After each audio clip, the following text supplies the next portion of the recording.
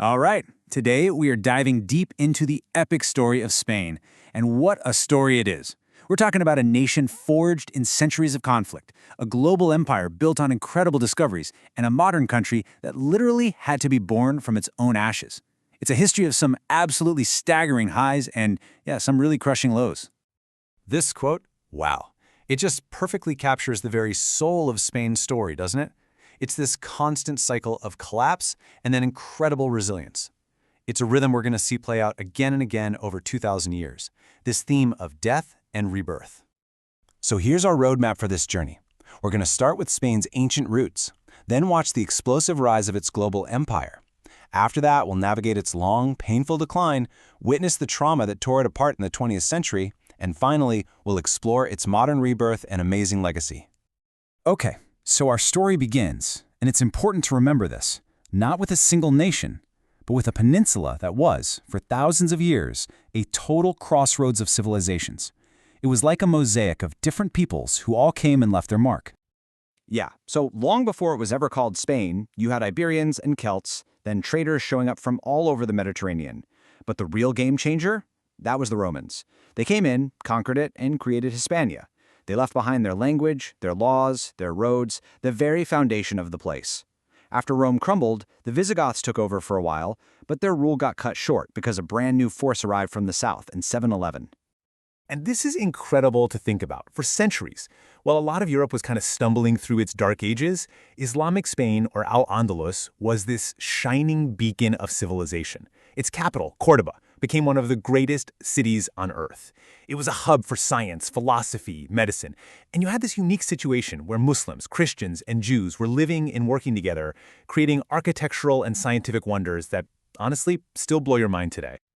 But even as Al-Andalus was at its peak, these small Christian kingdoms up in the north began this slow but totally relentless push south.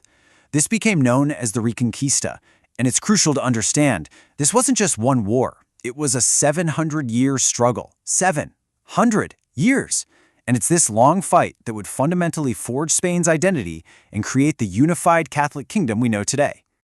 And that unification, it set the stage for one of the most explosive, just mind-boggling expansions of power in all of human history. It launched Spain right into its legendary Golden Age. If there is one year you have to remember for Spain, it's this one, 1492. Just think about what happened. The Reconquista finally ends with the fall of Granada, unifying the kingdom once and for all. And then, in that exact same pivotal year, a guy named Christopher Columbus sails west and basically stumbles upon a new world. In a single moment, the destiny of Spain and, let's be honest, the entire world was completely rewritten. You've probably heard this famous phrase before, right? The empire where the sun never set. Well, that wasn't just poetry. It was literal, geopolitical reality. Under King Philip II, the Spanish Empire was so enormous, stretching all the way from the Americas to the Philippines, that it was always daylight somewhere in his kingdom. This was it. This was the world's first truly global superpower. And all that immense wealth pouring in from the colonies, it fueled what's known as the Siglo de Oro, the Golden Age. But this wasn't just about armies and power. No, it was a full-blown cultural explosion. So while you have conquistadors out there claiming new lands, back home you have Miguel de Cervantes exploring the human soul in Don Quixote, and in the process basically inventing the modern novel. Incredible. But you know what they say, what goes up must come down. And empires that rise that fast are often pretty brittle.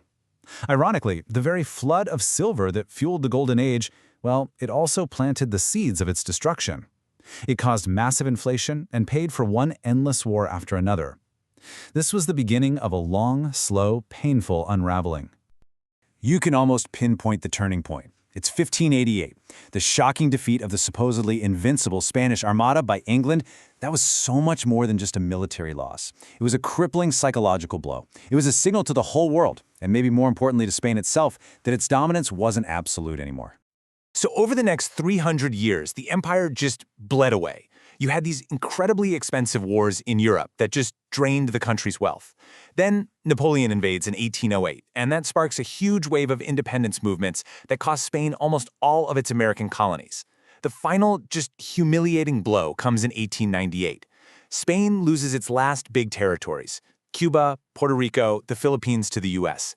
It was such a national trauma that they just call it El Desastre, the disaster. But that resistance to Napoleon left behind a really fascinating legacy.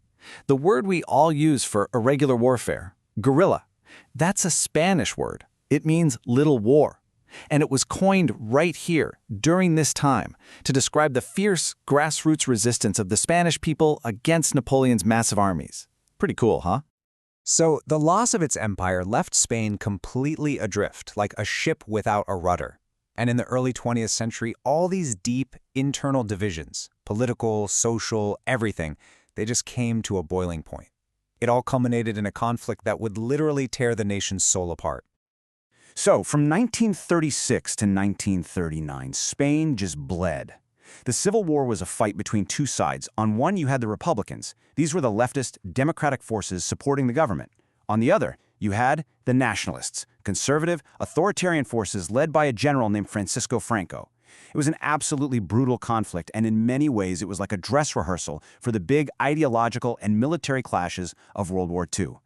And Franco's victory didn't heal the country's wounds. Not at all. It basically just froze the country in time. His dictatorship would last for almost 4 decades, and it completely isolated Spain from the rest of a modernizing Europe. It became a nation silenced by censorship, held back by repression. But that long, frozen silence, it finally broke. After Franco died in 1975, Spain embarked on one of the most remarkable and surprisingly peaceful political transformations of the entire 20th century. This is the story of its next rebirth. Honestly, a lot of people feared another civil war was on the horizon, but instead, something pretty incredible happened. The man Franco himself had chosen as his successor, King Juan Carlos I, did the exact opposite of what everyone expected. He systematically dismantled the whole authoritarian state.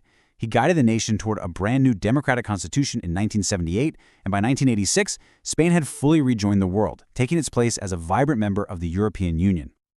So, when you look back at all of this, the empires, the decline, the rebirths, what is Spain's lasting gift to the world? Well, you can find its legacy in its absolutely immense cultural power, and in that unbreakable spirit we've been talking about. I mean, just stop and think about it. Can you imagine modern art without Picasso or Dalí? The novel without Cervantes? Modern architecture without Gaudí? From the fiery passion of flamenco all the way to the global domination of sports teams like Real Madrid and FC Barcelona, Spain's cultural footprint is just, well, it's undeniable. And that really brings us right up to today. Of course, Spain still faces its share of challenges, economic pressures, big questions about regional identity. But if this incredible history teaches us anything, it's that this is a nation defined by its sheer capacity to endure, to innovate, and yes, to be reborn. So the only real question left is, what will that next rebirth look like?